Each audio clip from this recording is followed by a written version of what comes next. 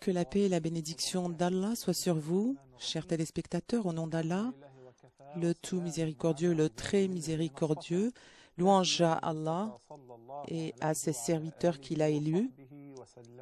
Que la paix et la bénédiction d'Allah soient sur son prophète, sa famille ainsi que ses fidèles compagnons. Bienvenue, chers téléspectateurs, à ce nouvel épisode de votre émission Fatawa. Je voudrais vous donner quelques informations utiles, certains numéros de téléphone que vous pouvez utiliser pour nous contacter. Tout d'abord, les numéros de téléphone 00 202 33 8875 90. Et pour les appels de l'Amérique du Nord, 1-800 417 2340. Skype fatawa.iqra, fatawa@iqra.com, livestream en.iqra.com. Étant donné que nous avons des centaines de questions sur notre page Facebook, j'ai décidé de commencer par répondre à ces questions et c'est ce que nous allons faire d'ici jusqu'à la fin de cet épisode. Nous recevons de nombreuses questions et nous nous faisons un plaisir de répondre à toutes ces questions afin d'aider nos chers frères et sœurs, ainsi que vos appels. Une question de notre frère Mohammed Azhar. La question est autour du sujet de la Ummah, de la nation musulmane. Est-ce que ça inclut les non-musulmans également? C'est une question effectivement très intéressante et très intelligente. Pourquoi? Tout simplement parce que le prophète Mohammed, que la paix et la bénédiction d'Allah soit sur lui, a un message unique. Et son message est très différent des précédents prophètes, des prophètes qui l'ont précédé. Ils ont bien sûr tous un message commun, un message divin, révélé à eux par notre Créateur, le Seigneur des mondes. Mais le prophète Mohammed, que la paix et la bénédiction d'Allah soit sur lui, l'a dit lui-même que le message qui lui a été révélé est unique en son genre. J'ai été envoyé pour l'humanité entière. Chaque prophète avant moi avait été envoyé pour sa nation, sa propre nation. Thamoud pour le frère Saleh. Pour chaque nation, Allah, gloire à lui, a envoyé un messager, a envoyé un prophète. Donc, la tribu d'Israël avait un prophète uniquement pour le peuple d'Israël, tandis que le prophète Mohammed, que la paix et la bénédiction d'Allah soit sur lui, a été envoyé à l'humanité entière. Il a été envoyé également pour le monde des djinns.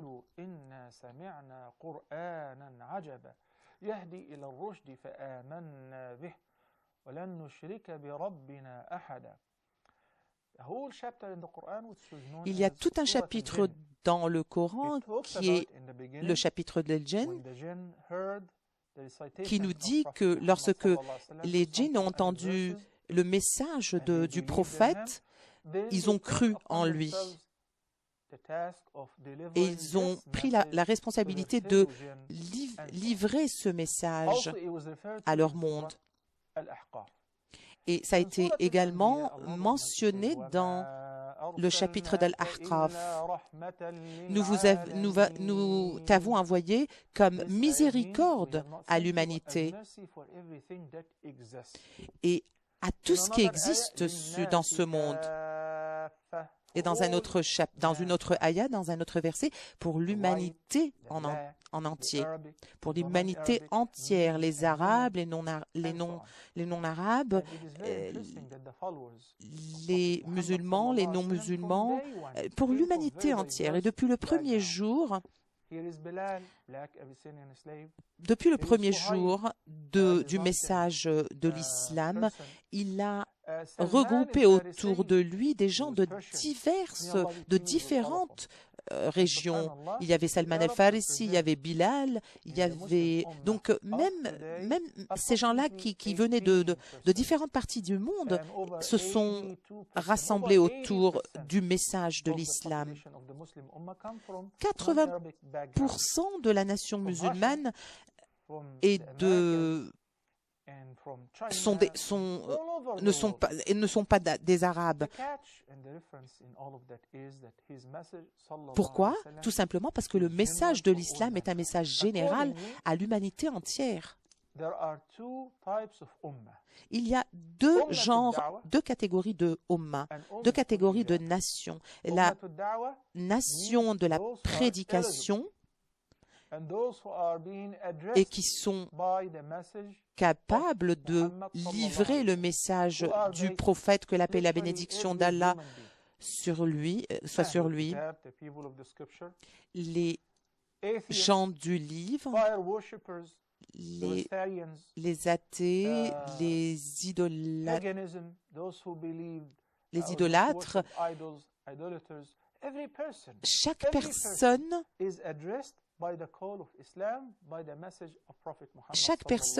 est appelée à entendre l'appel de l'islam. Personne n'est exclu de cet appel.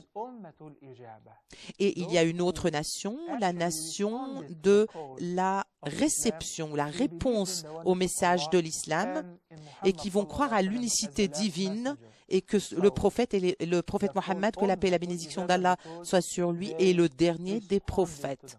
Pourquoi? Parce que cette Ummah a accepté le message de l'islam. Donc, il y a vraiment une distinction entre la nation de la prédication et la nation de la réception ou la réponse. Notre frère Al-Qadri a posé la question suivante. J'ai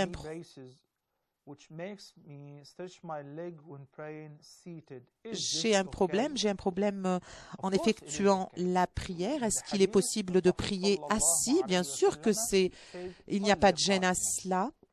Dans un hadith du prophète, il nous est clairement dit de prier debout, mais si nous n'en avons pas la capacité physique, si vous avez des problèmes de genoux ou des problèmes avec les vertèbres, la colonne vertébrale, et que vous ne pouvez pas vous mettre debout, il n'y a aucune gêne à ce que vous effectuez votre prière assis. Ou alors sur votre côté.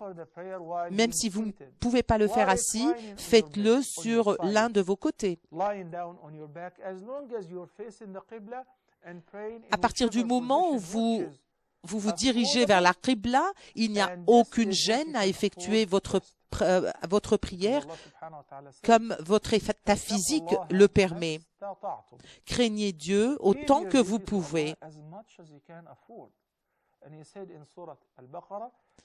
Et dans le chapitre de la vache, Allah n'essaye pas de rendre les choses difficiles. Il a rendu toutes choses faciles pour les êtres humains, pour les musulmans. Que Dieu vous bénisse. Mondi Mori, notre sœur Monodi a posé la question suivante.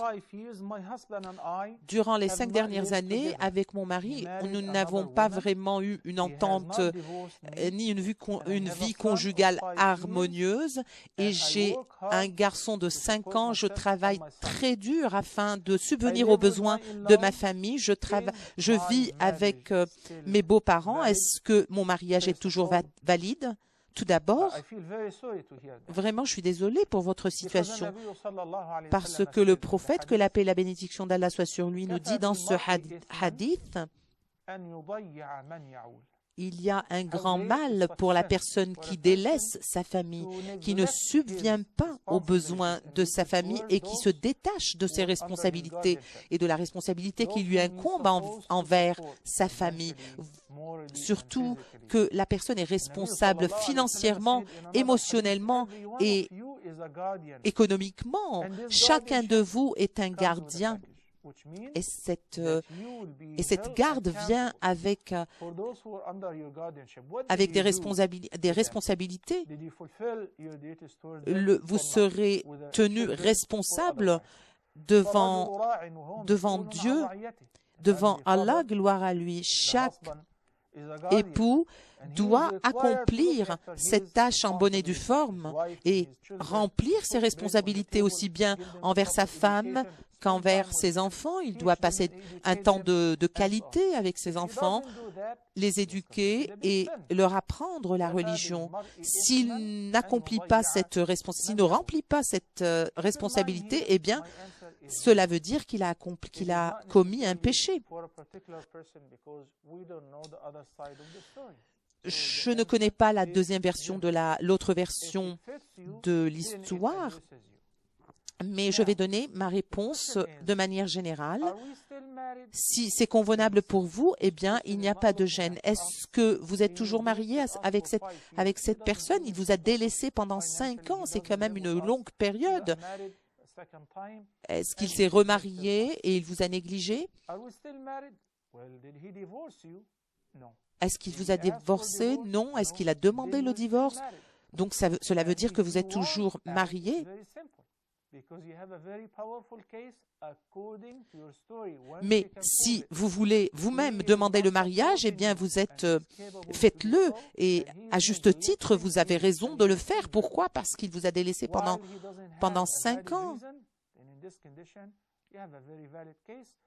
Vous avez un cas valide dans n'importe quel tribunal islamique. Le juge va vous accorder ce qu'on appelle le détachement, le fasr.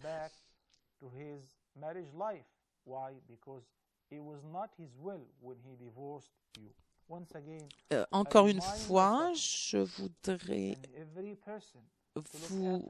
que vous gardiez à l'esprit, chers téléspectateurs, que vous devez remplir en tant qu'époux votre responsabilité en bonne et due forme envers votre famille. Allah, gloire à lui, nous dit dans le Saint-Coran, « Ô croyants, craignez Dieu et craignez l'enfer. Protégez-vous, protégez les membres de votre famille contre l'enfer. » Donc, la personne n'est pas appelée à se protéger uniquement elle-même, mais à protéger également les membres de la famille, ses enfants, sa femme et toute personne se trouvant sous sa responsabilité.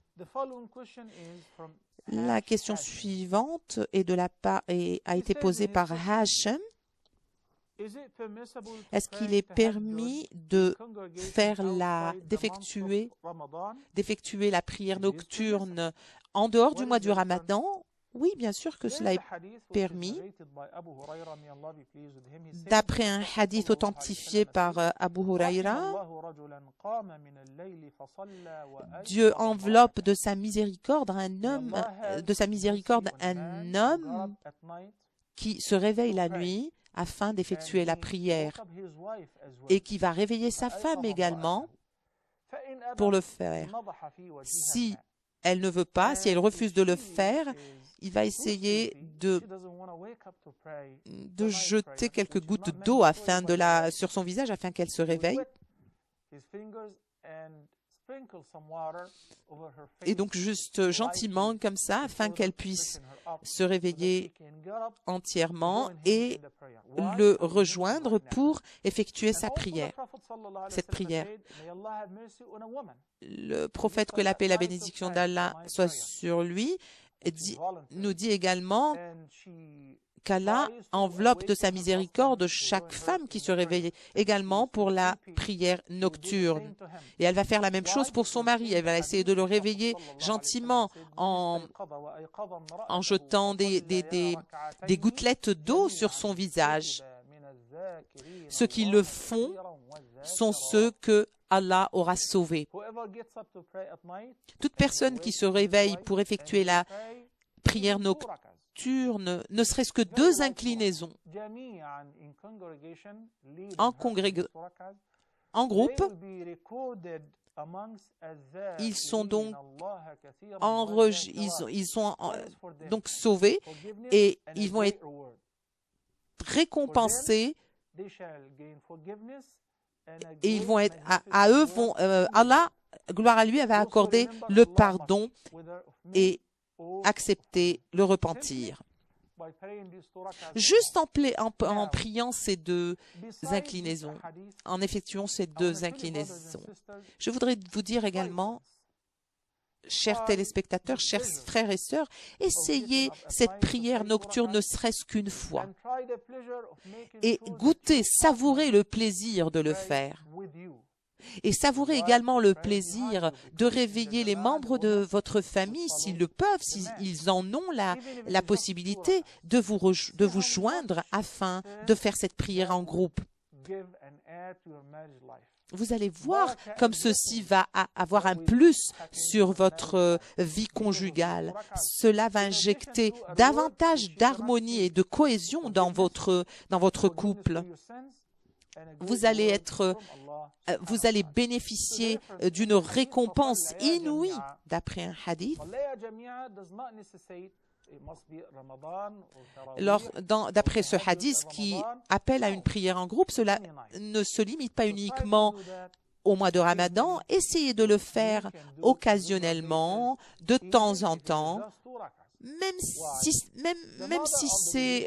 n'est que 2 inclinaisons. Pourquoi? Parce que Aïcha, qu'Allah l'agrée, rapporte que le prophète, que la paix et la bénédiction d'Allah soit sur lui,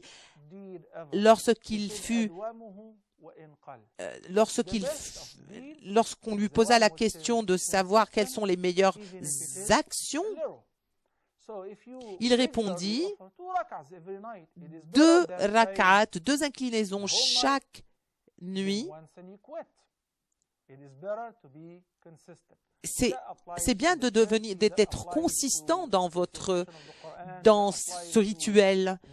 Et vous allez voir comment est-ce que vous allez goûter à ce plaisir inouï que ces 2 inclinaisons vont vous apporter.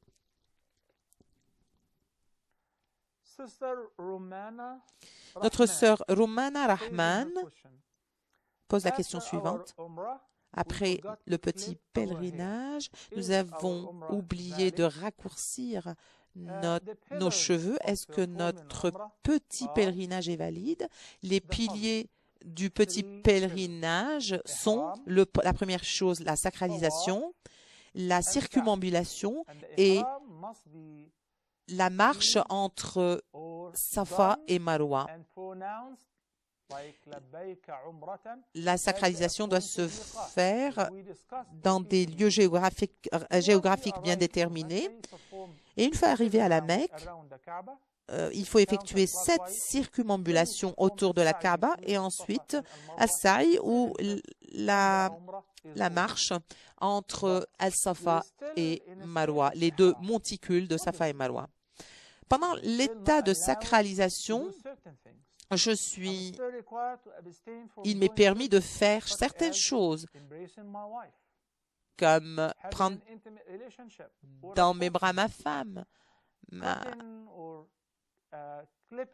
avoir une relation avec ma femme, me parfumer, ou se mettre des essences parfumées, ou se couvrir la tête pour les hommes et se couvrir le visage pour la femme.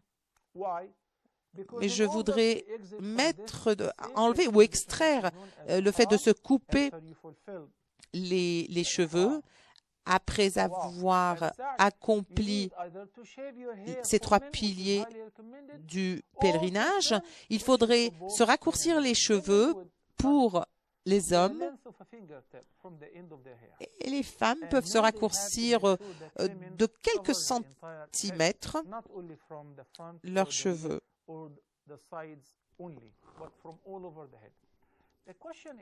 La question est de savoir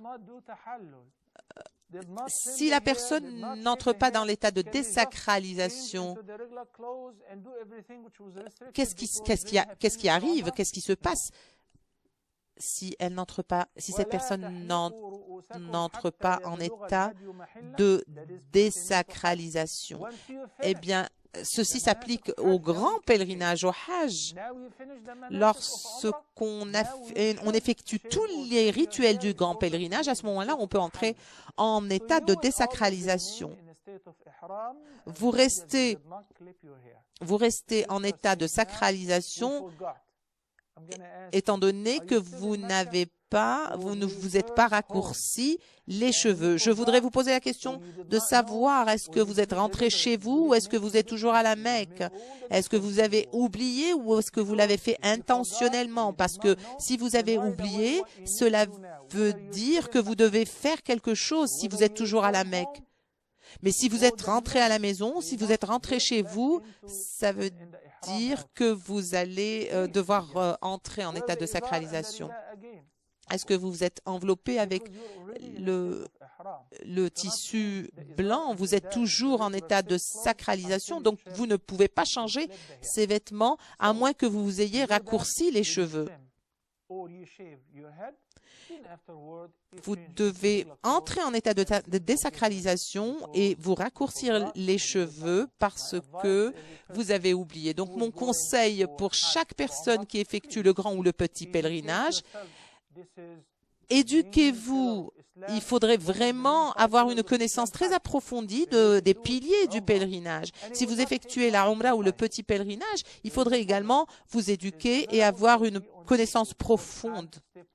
Vous avez des vidéos sur YouTube qui pourraient vous indiquer quelles sont les choses à ne pas oublier, à ne pas omettre pendant le grand et le petit pèlerinage. Nous allons prendre une pause et nous serons de retour pour répondre aux questions.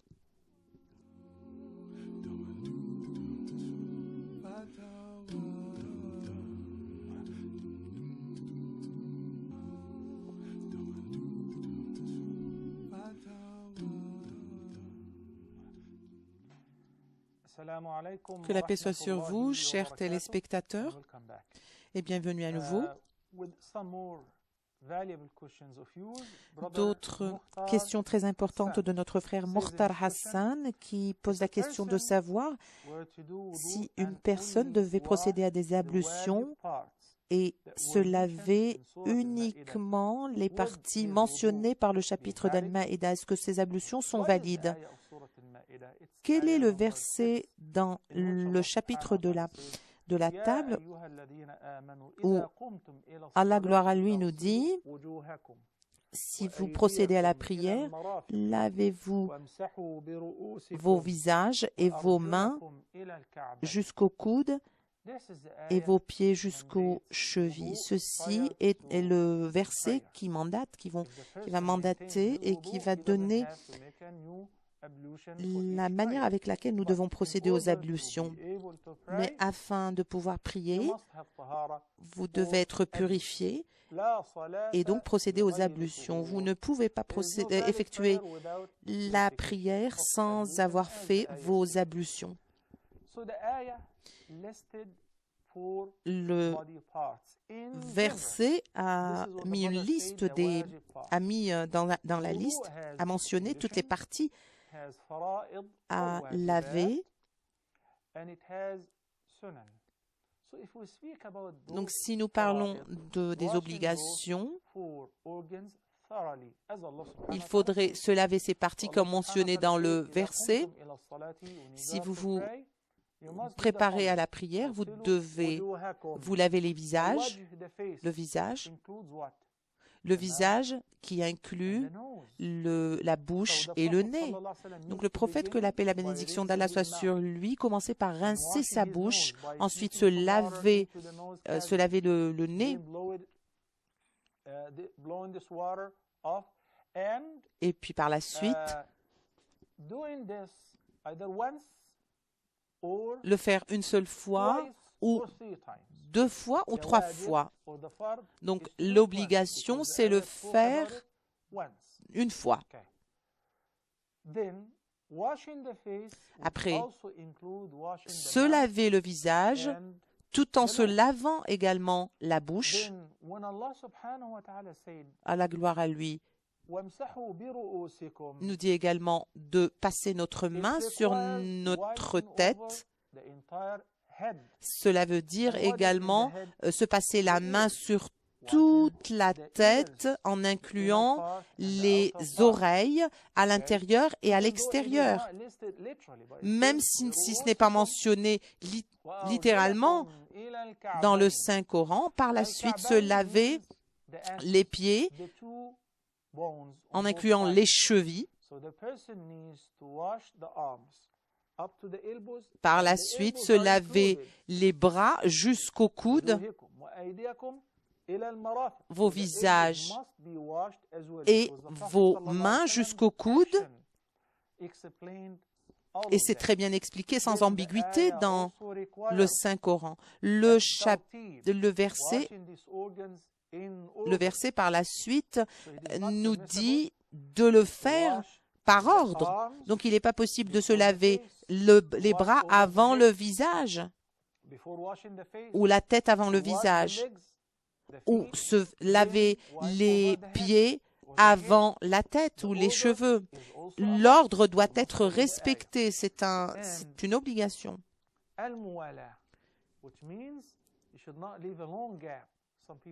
Et vous ne devez pas laisser un temps très long entre les différentes parties que vous auriez à laver. Ça veut dire que vous ne pouvez pas partir, vous laver le visage, partir faire quelque chose et revenir pour vous laver autre chose. Et il faudrait donc respecter l'ordre et faire l'un après l'autre sans interruption. Que la paix soit sur vous. Frère Rachid, que Dieu vous bénisse. Vous nous appelez d'où? Des îles Caraïbes, de la Saint-Martinique, de la Martinique. Je vous ai déjà appelé la première fois. Oui, allez-y, posez votre question, je vous en prie.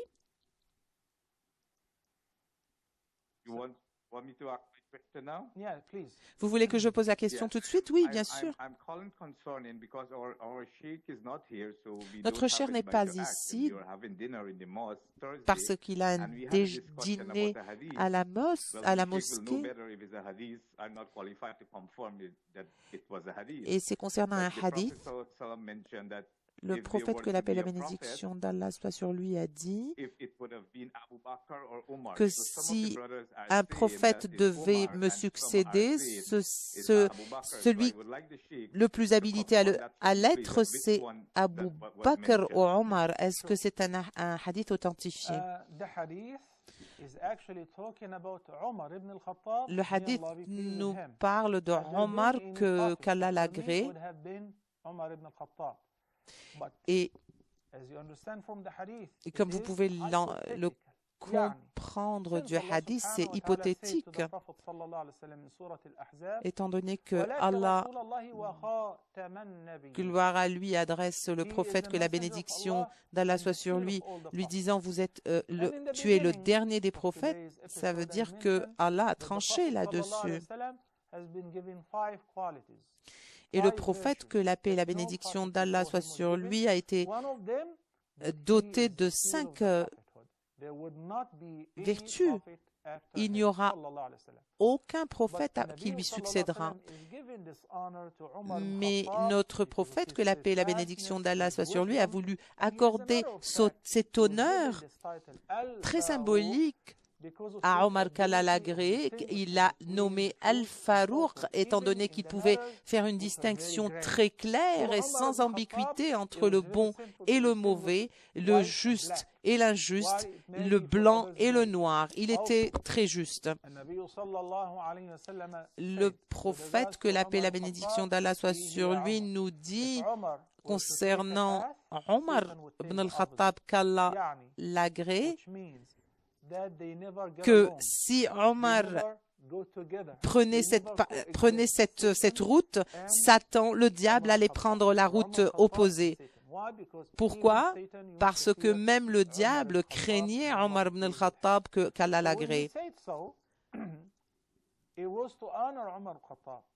C'était pour honorer Omar ibn al-Khattab qu'Allah l'agrée, mais sachez qu'il n'y aura pas de prophète qui succédera à notre prophète bien-aimé, que la paix et la bénédiction d'Allah soient sur lui. Nous allons reprendre notre discussion sur les ablutions.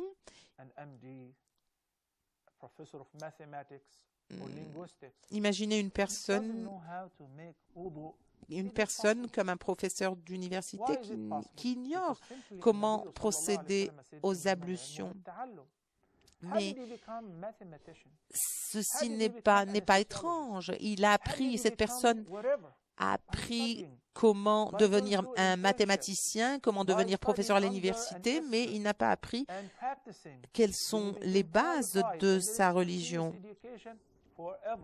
Il a tout fait pour avoir une éducation approfondie dans son domaine, mais dans son dîn et dans sa religion, il a encore des lacunes.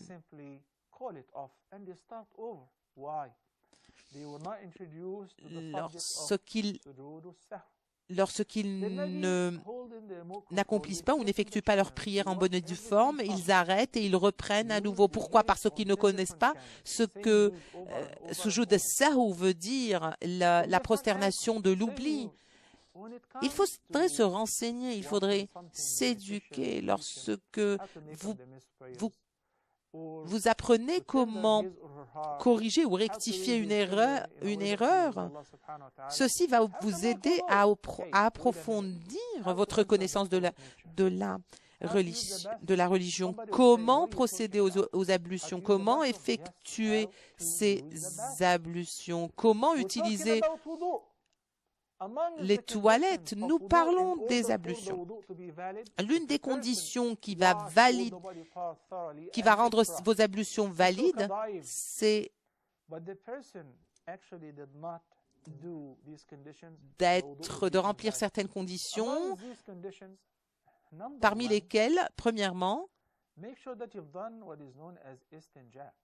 il faudrait effectuer le istinja.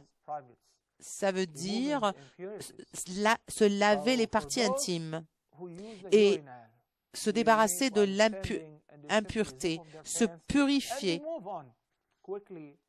Certaines personnes ne le font pas malheureusement et s'empressent de faire leurs ablutions, de se laver les parties apparentes.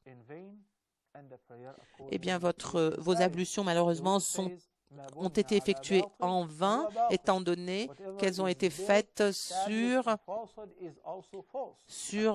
quelque chose de faux.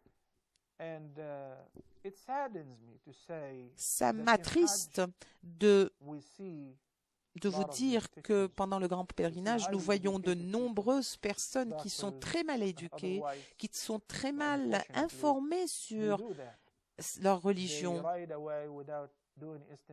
Ils n'effectuent pas l'istinja, ils n'effectuent pas le lavage de leurs parties intimes et ils se contentent d'effectuer les ablutions recommandées sans vraiment se soucier du reste. Donc, c'est une occasion pour partager avec vous certaines choses, certaines conditions à remplir qui doivent être remplies en bonne et due forme. Une autre condition à mentionner, c'est que les parties de notre corps, le visage, les bras et la tête, ainsi que les pieds, ne doivent pas être couvertes. Ces parties ne doivent pas être couvertes qui empêcheraient l'eau de pénétrer dans notre peau. Un mécanicien qui pourrait avoir une matière visqueuse sur ses mains peut-être et qui va procéder aux ablutions, eh bien, sachez que ces ablutions sont invalides. Une sœur pourrait poser la question de savoir qu'en est-il du vernis à ongles? Est-ce que cela rend invalide nos ablutions?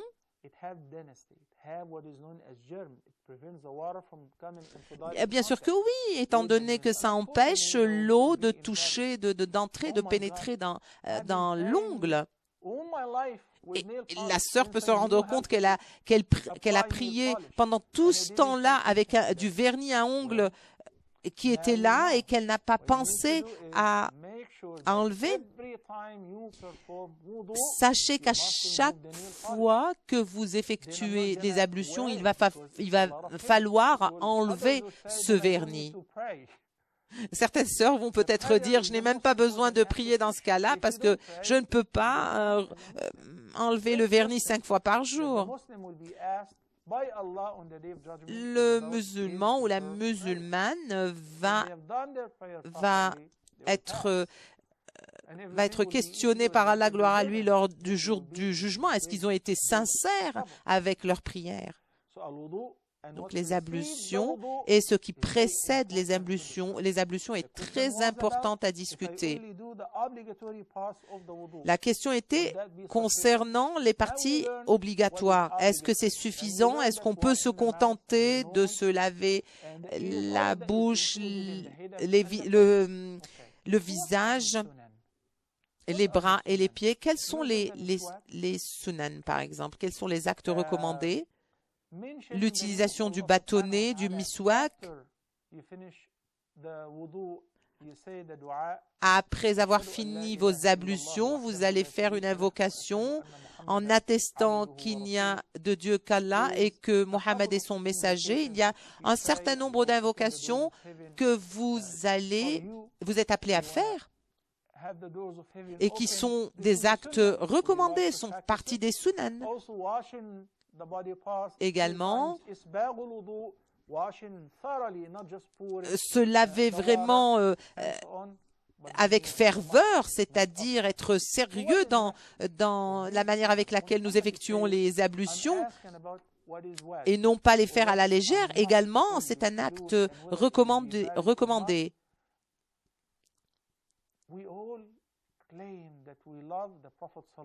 Nous prétendons tous que nous aimons le prophète, que la paix et la bénédiction d'Allah soit sur lui.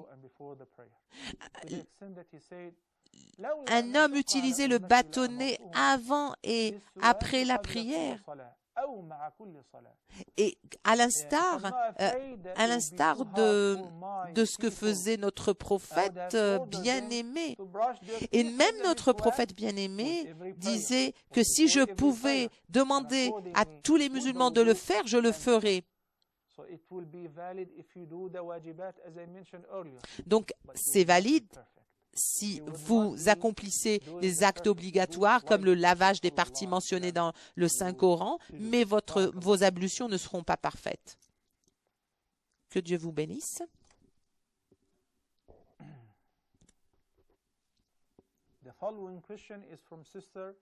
La question de notre sœur Mariam.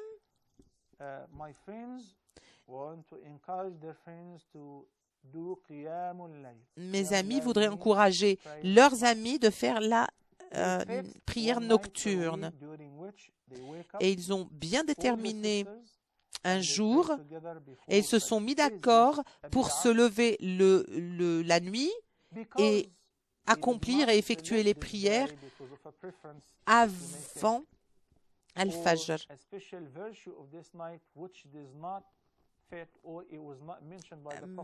Mais si cette nuit n'a pas été mentionnée par le prophète, que la paix et la bénédiction d'Allah soient sur lui, si vous décidez de fixer un jour pour réciter le Saint-Coran, ou un jour ou un temps bien déterminé pendant la semaine et effectuer la prière nocturne. Pourquoi? Parce que tout simplement c'est convenable avec mon emploi du temps. Il n'y a aucun problème. Mais ça devient un problème Ça devient un problème lorsque vous pensez que ce temps que vous avez fixé a une signification quelconque et devient une routine ou une sorte de célébration.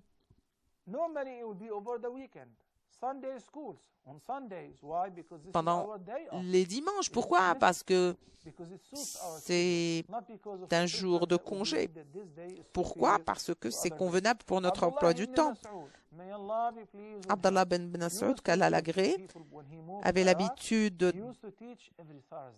d'apprendre la religion aux gens tous les vendredis. Et les gens lui disaient, on aime beaucoup assister à vos classes et à vos leçons. Le prophète, que la paix et la bénédiction d'Allah soit sur lui, avait l'habitude de choisir un temps durant lequel nous allions être plus alertes, mieux préparés pour recevoir ces leçons. Shakila Banou, notre sœur, pose la question de savoir quel est le temps de la prière d'Ad-Duha. La prière d'Ad-Duha est un acte d'adoration fantastique, extraordinaire. Abu Huraira, qu'Allah l'agrée, nous dit que mon meilleur ami m'a demandé ou m'a recommandé de faire 3 choses. De jeûner pendant 3 jours du mois, le 13e, le 14e et le 15e pendant la pleine lune, et d'effectuer la prière d'Ad-Duha et de prier avant d'aller me coucher.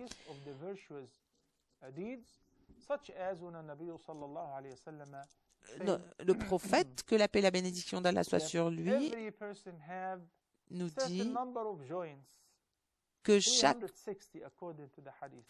personne ont des vertèbres,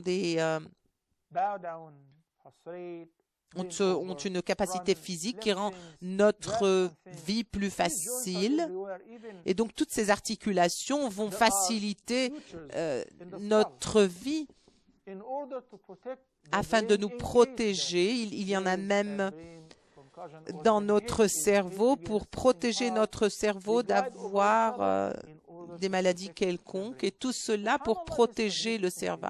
Donc cette création magnifique qui nous a été donnée par Allah, gloire à lui, va permettre aux êtres humains de bénéficier de tout cela. Et cette prière d'Ad-Duha a été hautement recommandée. Des invocations telles que Dieu est grand, gloire à Allah, louange à Allah.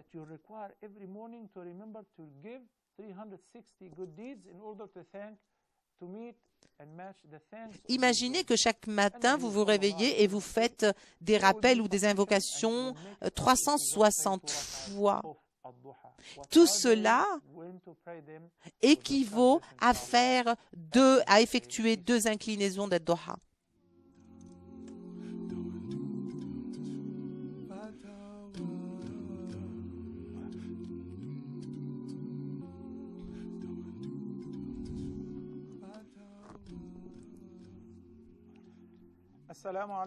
Que la paix soit sur vous, chers téléspectateurs, que Dieu vous bénisse. Je vais commencer par répondre à une question par email de notre frère Mohamed de la Nouvelle-Zélande.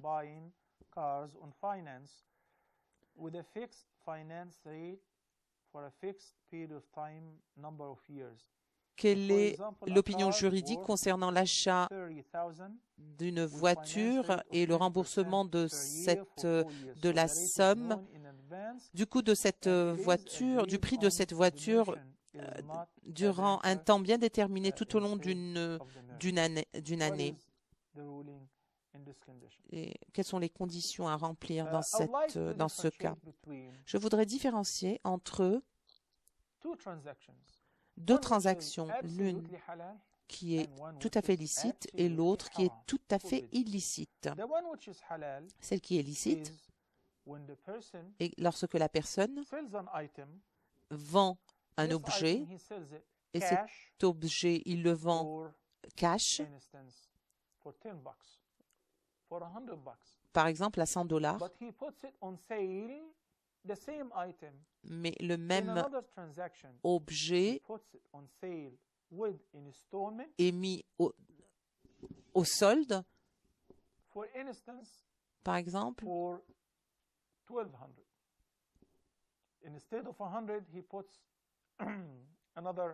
pour 12 000. Au lieu de $1,000, il va mettre $1,200. Il revend cet objet à $1,200. Le prix du départ a été contracté, l'achat a été contracté au début à $1,000 et par la suite, il a été revendu à $1,200. Il n'y a aucun problème. C'est une transaction licite, mais la transaction illicite, c'est l'achat de cet objet à $1,000 et par la suite, il y a un intérêt de 10% ou 1% sur cet achat. Eh bien, nous tombons ici dans l'usure. Contracter une affaire de cette manière avec des intérêts usuraires est totalement illicite.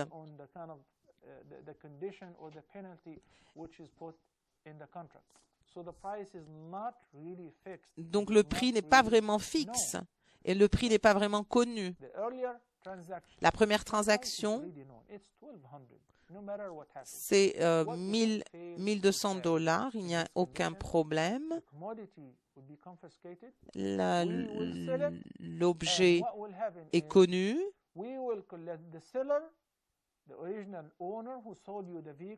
Et la personne qui vous a vendu cette voiture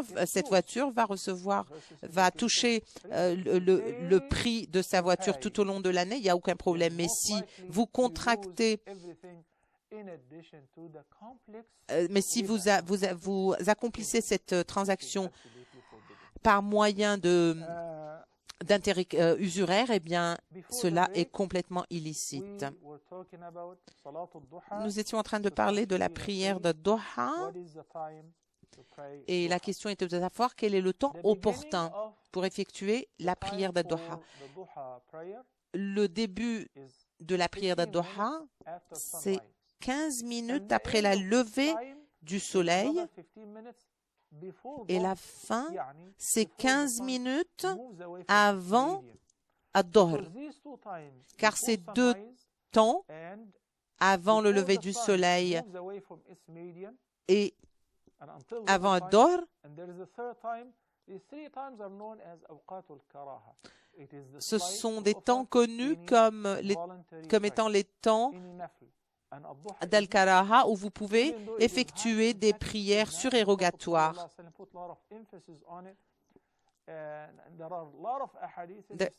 Il y a de nombreux hadiths concernant les bénéfices et les avantages de cette prière, mais sachez qu'elle n'est pas une prière obligatoire, que vous n'êtes pas tenu de la faire sous n'importe quelle condition. C'est une prière surérogatoire.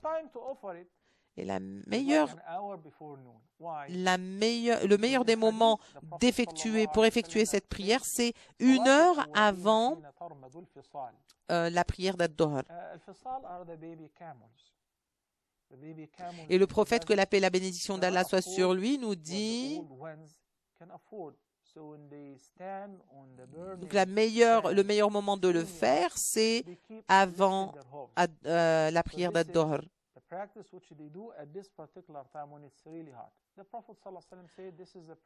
Il nous dit également que c'est le temps préféré pour effectuer Dad-Duha. Ça peut aller de 2 jusqu'à 8 rak'at ou 8 inclinaisons. Toute personne qui effectue la prière d'Al-Fajr en groupe ou en congrégation et reste assis afin de célébrer la louange de Dieu, d'Allah, en récitant des versets du Saint-Coran, faire des invocations jusqu'à la levée du soleil, donc 15 minutes avant la levée du soleil, et effectue 2 inclinaisons avant la prière d'Ohor, va être grandement et hautement récompensé jusqu'au point d'effectuer, de lui être accordé d'effectuer de grands pèlerinages.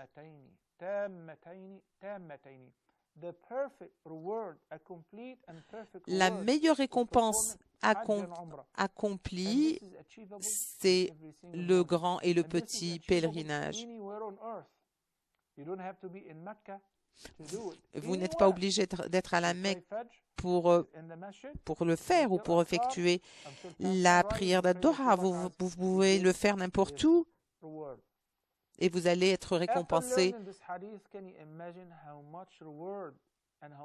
d'une manière agréable et satisfaisante. Qu'Allah nous place sur le bon chemin et nous guide. Notre sœur Maïs Mohammed pose la question de savoir quelles sont les coutumes du mariage musulman.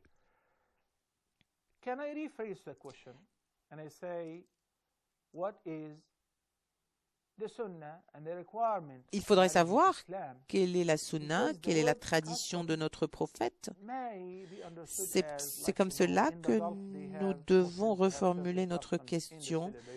Parce que vous savez que dans certains pays musulmans, ils ont leurs coutumes et leurs traditions pour le mariage. Mais comment est-ce que nous pouvons rendre le mariage valide en islam? Donc nous devons nous référer aux pratiques recommandées par notre prophète bien-aimé. Tout d'abord, le consentement et l'approbation et l'accord de la fille ou de la sœur. Il est formellement interdit de forcer une fille à se marier avec une personne qu'elle ne désire pas, avec laquelle elle ne désire pas se lier. La mère des croyants, Aïcha, qu'Allah l'agrée, nous dit: un mariage ne peut pas avoir lieu, ne peut pas être valide sans avoir rempli certaines conditions. D'abord, la présence du wali ou de la personne en charge de cette fille. Le gardien, la personne de confiance, va la représenter pendant le processus de mariage, et 2 témoins musulmans. Qu'est-ce qui arrive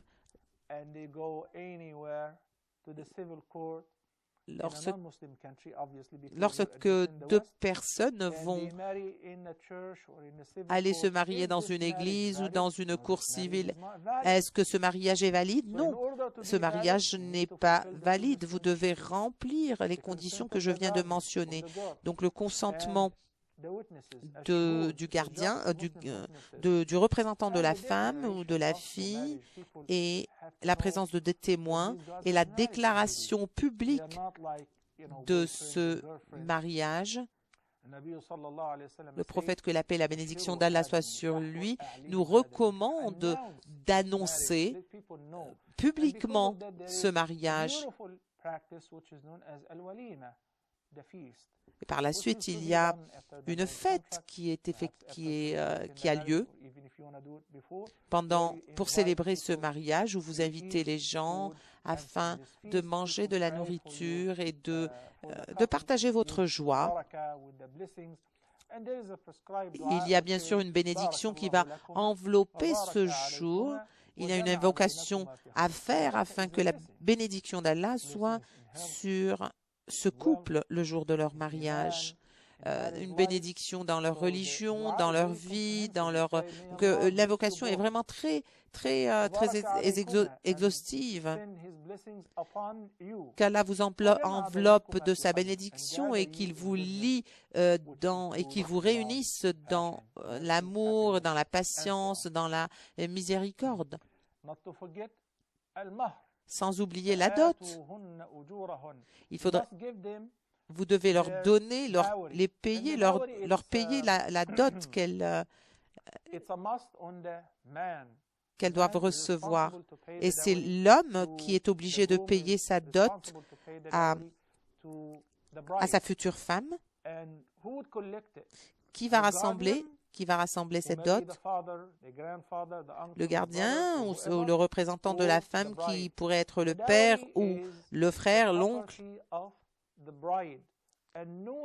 Eh bien, non, personne ne peut toucher à cette dot. C'est à elle de la prendre et c'est à elle d'en faire ce qu'elle désire faire. Malheureusement, certains vont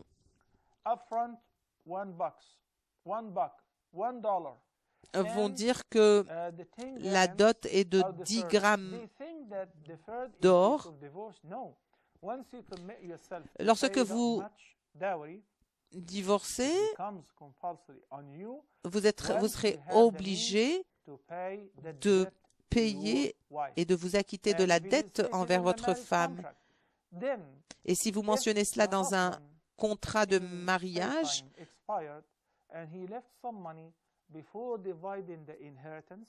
et si le père est décédé avant de distribuer, nous devons distribuer l'héritage et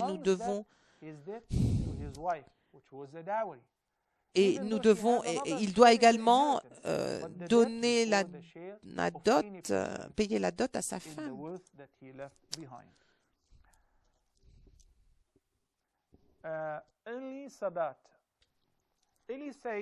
Élie nous dit, est-ce qu'il est permis de prier al-witr, ensuite at-tahajjud avant la prière du matin? Oui, c'est permissible aussi. La personne voudrait effectuer cette prière et ensuite aller se coucher pour se réveiller et effectuer la prière d'Al-Fajr. Car le prophète, que la paix et la bénédiction d'Allah soit sur lui, on ne peut pas effectuer 2 witr durant la même nuit. Mais la question, c'est que vous ne le faites pas volontairement. Si vous savez que vous allez vous réveiller une heure avant Al-Fajr, donc reportez la prière d'Al-Witr à ce moment-là. Lorsque vous priez la nuit, vous devez le faire 2 par 2. Mais si vous sentez si vous voyez que la prière d'Al-Fajr s'est approchée, donc effectuez la prière d'Al-Witr. Fayaz Ahmed du Royaume-Uni. Quelle est l'opinion juridique concernant se teindre les cheveux? Le prophète, que la paix et la bénédiction d'Allah soit sur lui, lorsqu'il a vu le père de Abu Bakr, qu'Allah l'agrée, avec des cheveux blancs, a dit: changez cette couleur, mais évitez la couleur noire. Nous savons bien qu'avec l'âge, nous commençons à avoir des cheveux blancs. Mais opter pour la couleur noire, c'est vraiment tricher, c'est vraiment ne pas être sincère avec les autres et vouloir cacher certaines choses. Donc, le henné est recommandé. Et le henné est très utile pour le traitement du cuir chevelu. C'est pour cela que le prophète a recommandé l'utilisation de la nature pure du henné et d'éviter les teintures artificielles. C'est permis pour une femme de se teindre les cheveux à partir du moment où cela ne va pas contenir des matières chimiques qui pourraient nuire à son cuir chevelu. À partir du moment où c'est bon, elle peut le faire.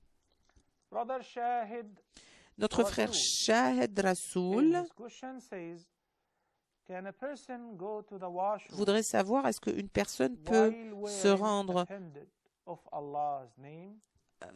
dans les toilettes alors qu'elle porte un collier avec le nom d'Allah dessus?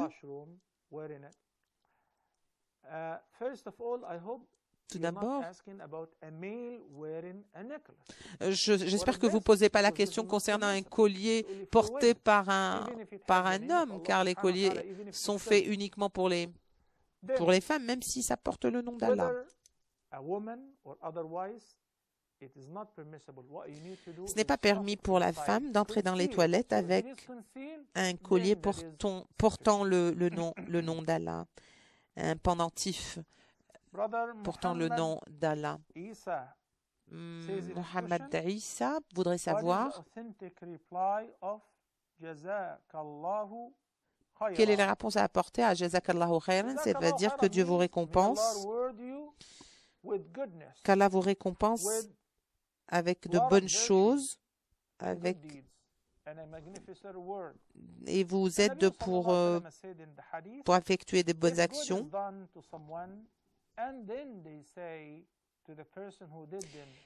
Le prophète, que la paix et la bénédiction d'Allah soit sur lui, nous dit, si quelque chose de bien vous est fait, vous devez lui dire qu'Allah vous récompense. Donc, qu'Allah vous récompense est une invocation formidable. Comment vous allez répondre à cette invocation? Vous pouvez dire, et vous aussi, vous pareillement. Vous pouvez également dire, comme notre prophète, que la paix et la bénédiction d'Allah soit sur lui, a dit, et vous, que Dieu vous récompense. Pourquoi? Parce que dans le chapitre de Nisa, Allah, gloire à lui, nous dit, si vous êtes salués, saluez d'une meilleure façon ou rendez le salut. Mais avant cela, Allah, gloire à lui, nous dit, rendez le salut d'une meilleure manière. C'est pour cela que lorsqu'une personne vous dit que la paix soit sur vous, vous devez répondre de la même manière, et vous devez même dire que la paix et la bénédiction d'Allah soient sur vous.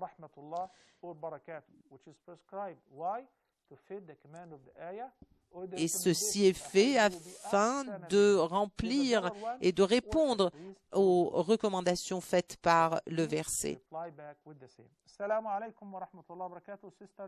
Que la paix et la bénédiction d'Allah soient sur vous, notre sœur Aya. Jamila du Canada.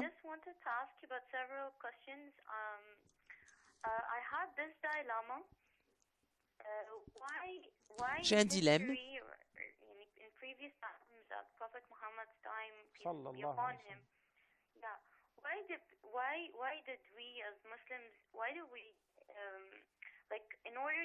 Pourquoi est-ce que nous, en tant que musulmans, pourquoi est-ce que lorsque nous essayons de propager le message de l'islam, pourquoi est-ce que nous avons besoin d'envahir d'autres pays. Je voudrais savoir sur quels critères nous nous basons pour faire ceci. Je voudrais savoir quand est-ce que ceci est licite et quand est-ce que ceci est illicite. Propager le message de l'islam, pourquoi est-ce que cela devrait se faire en envahissant des pays? Voilà donc ma question.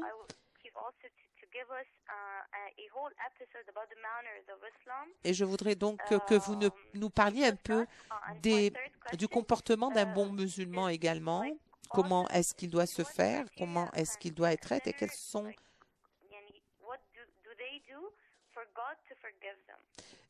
quelles sont les choses à faire afin qu'Allah puisse accepter notre repentir? Sister Jamila, est-ce que vous êtes avec nous?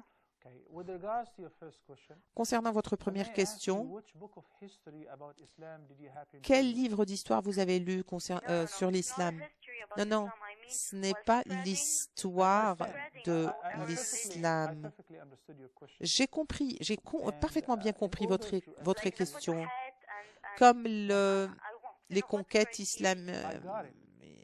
les conquêtes des musulmans. Est-ce que vous avez lu l'histoire des Futuhat? Oui, je voudrais que vous m'éduquiez sur cela. Je voudrais que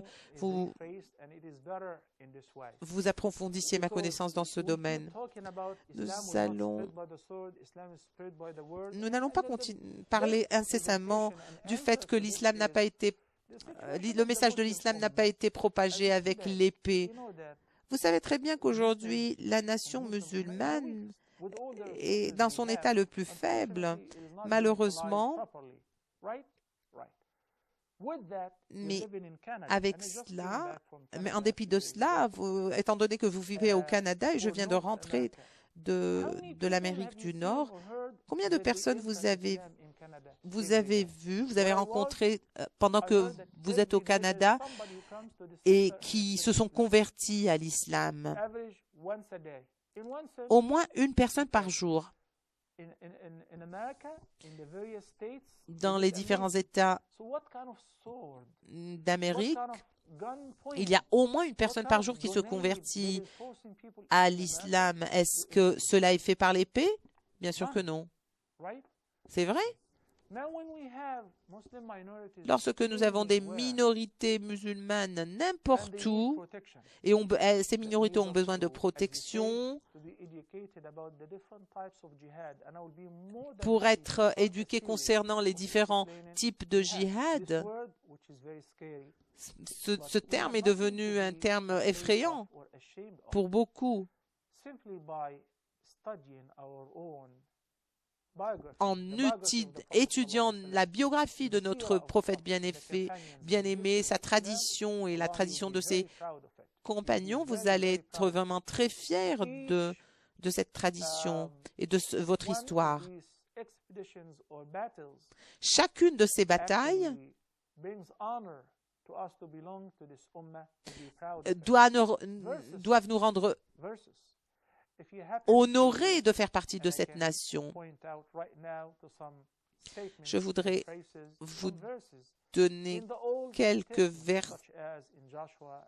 versets de l'Ancien Testament et comment il s'adresse au peuple d'Israël lorsqu'ils envahissent un pays et pour propager le message du peuple après la pause.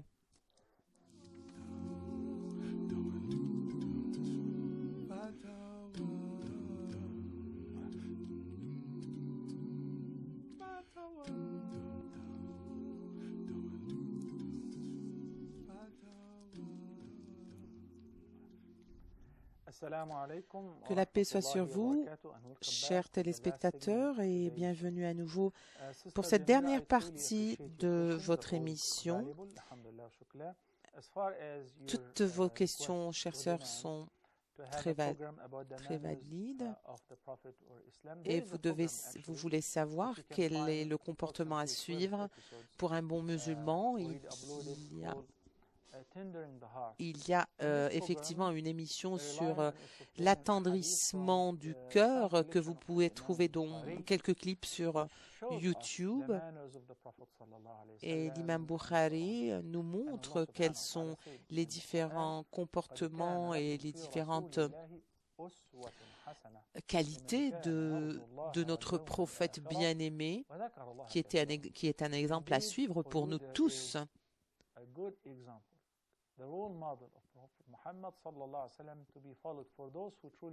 Il fut un modèle à suivre et nous devons tous faire en sorte de nous rapprocher le plus possible de sa tradition en adoptant son comportement et en l'embrassant entièrement.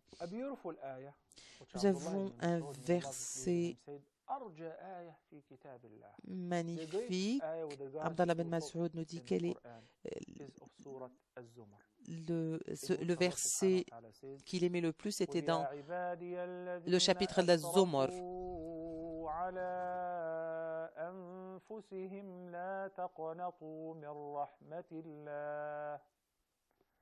لا تقنطوا من رحمة الله إن الله يغفر الذنوب جميعا إنه هو الغفور الرحيم. Allah, gloire à lui, dit à son prophète, que la paix et la bénédiction d'Allah soit sur lui, dit à mes servants qui ont commis une transgression envers eux-mêmes et qui ont commis toutes sortes de péchés, et ils ont une montagne de péchés. Ils vont demander la miséricorde d'Allah. Il est le pardonneur, mais ce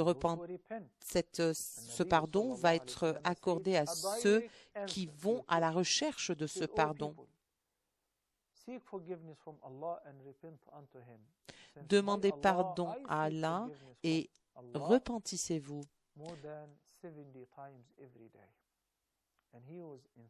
J'invoque Allah plus de 70 fois par jour.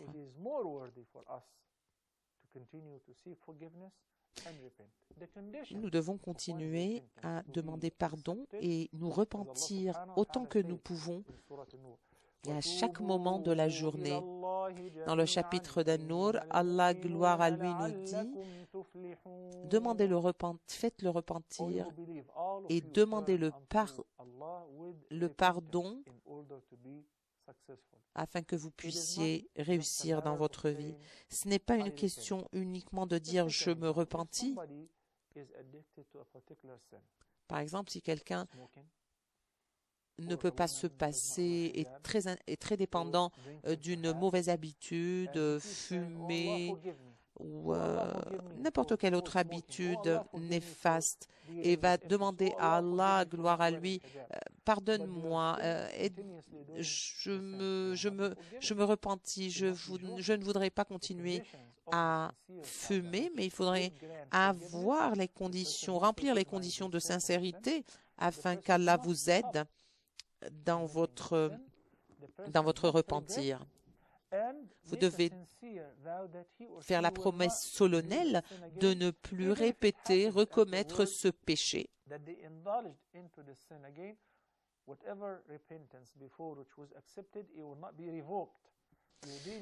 Vous êtes en train de traiter avec votre Créateur et vous devez vous doter de sincérité. Allah, gloire à lui, nous dit que les bonnes actions effacent les péchés. Effacent les péchés.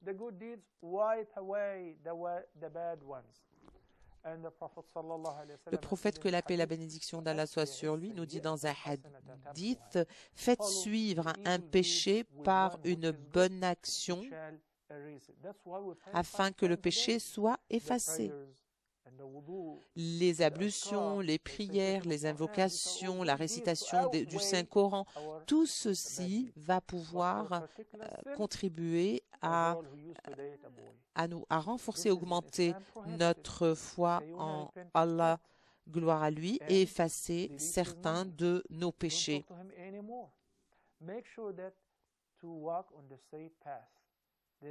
Faites en sorte de rester sur la bonne voie, de rester sur le droit chemin.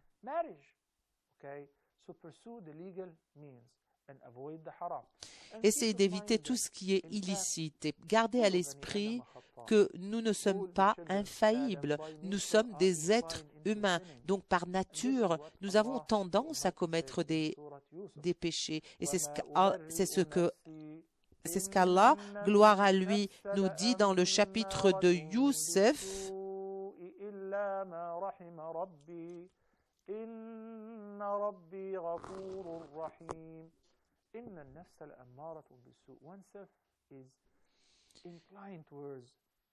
Nous sommes inclinés de nature envers nos désirs, nos instincts. Je voudrais vous donner un devoir à faire, savoir pourquoi est-ce que le prophète est entré dans un conflit avec Banu Nadir dans la bataille de Tabour. Vous avez 9 batailles engagées par notre prophète bien-aimé. Lorsque vous les lisez, vous pouvez répondre aux gens. Notre prophète bien-aimé était un messager invitant les empereurs à l'époque à embrasser l'islam, à adopter l'islam en tant que religion. Et il a propagé l'image ou le message de l'islam de manière pacifique parfois également. Donc chaque bataille avait une raison. C'était des batailles défensives et non pas des batailles offensives. C'était pour repousser l'animosité des agresseurs. Est-ce que je peux forcer mon enfant à se brosser les dents, à boire son lait avant d'aller au lit? Mais est-ce que je peux forcer quelqu'un à aimer quelque chose? Non, c'est dans le cœur. Si vous n'êtes pas convaincu, vous ne pouvez absolument pas aimer quelque chose par force. Je témoigne qu'il n'y a qu'Allah, qu'il n'y a qu'un seul Dieu et que le prophète est son messager. Et donc cette attestation de foi est nécessaire, mais tout avant, il faudrait aimer ce que vous êtes en passe d'embrasser. Lisez quelques ouvrages historiques, que ce soit en français ou en anglais ou en arabe, et vous allez voir que le message de l'islam n'a pas été propagé par la force.